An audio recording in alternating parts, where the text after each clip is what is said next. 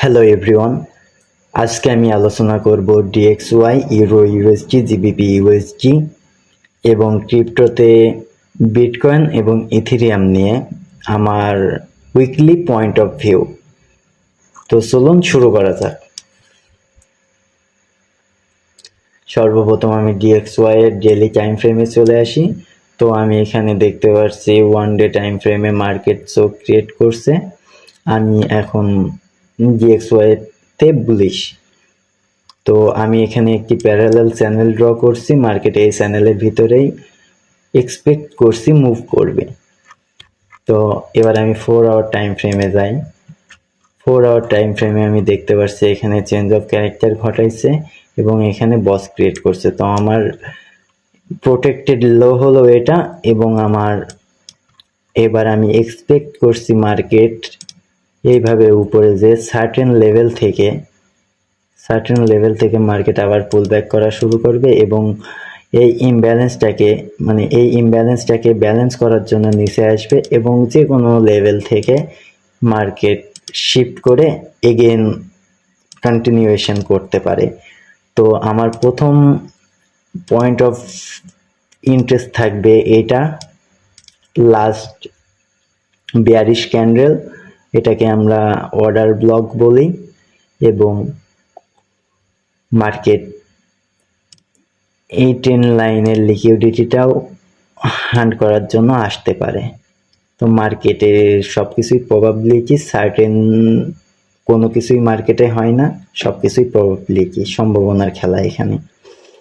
তো ডিএক্সওয়াই এর point of interest আমার এইটা এবং মার্কেটের সেন্টিমেন্ট অনুযায়ী আমার পয়েন্ট অফ ভিউ শিফটও হতে পারে। তো এবার আমরা যাই ইউরো ইউএসজিতে। তো ইউরো ইউএসজি দেখতে পাচ্ছি বেয়ারিশ, এখানে মার্কেট চোখ ক্রিয়েট করছে, দেন এখানে লোয়ার টাইম ফ্রেমে বুলিশ থেকে বেয়ারিশে শিফট হয়েছে এবং বেয়ারিশ কন্টিনিউয়েশন হয়েছে এখানে। তো এখানে একটি বস ক্রিয়েট হয়েছে।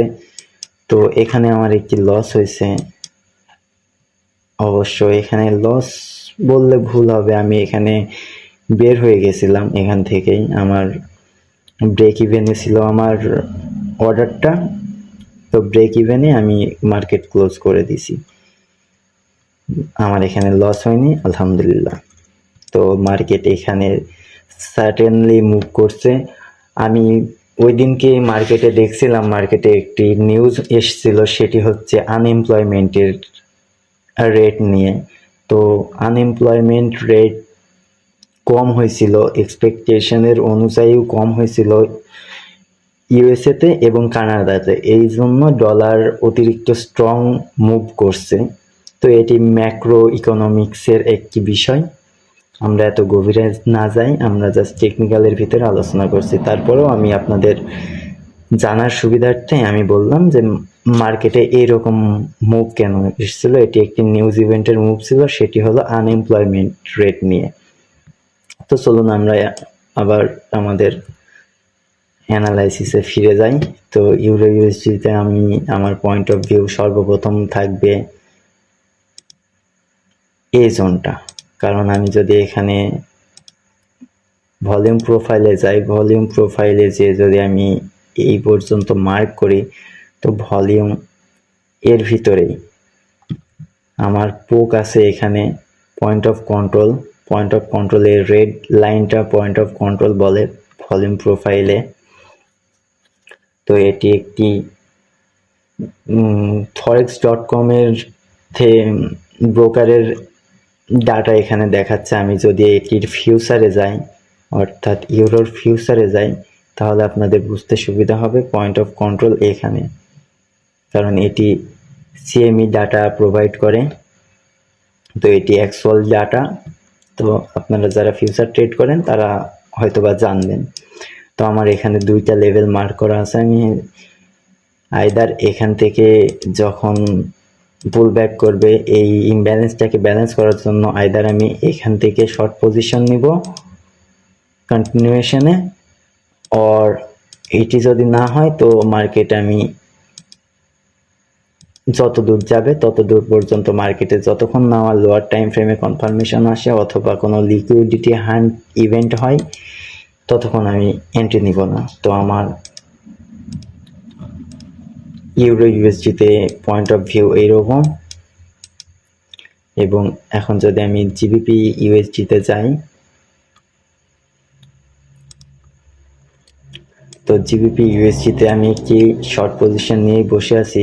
এটির লজিক আপনাদেরকে আমি দেখাই দিচ্ছি।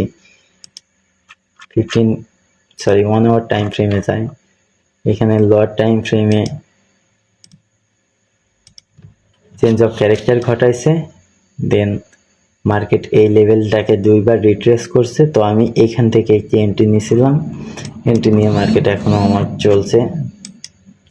তো আমি ভাবছি এইটাকে আমি এই পর্যন্ত হোল্ড করব, 1:7 পর্যন্ত হোল্ড করব।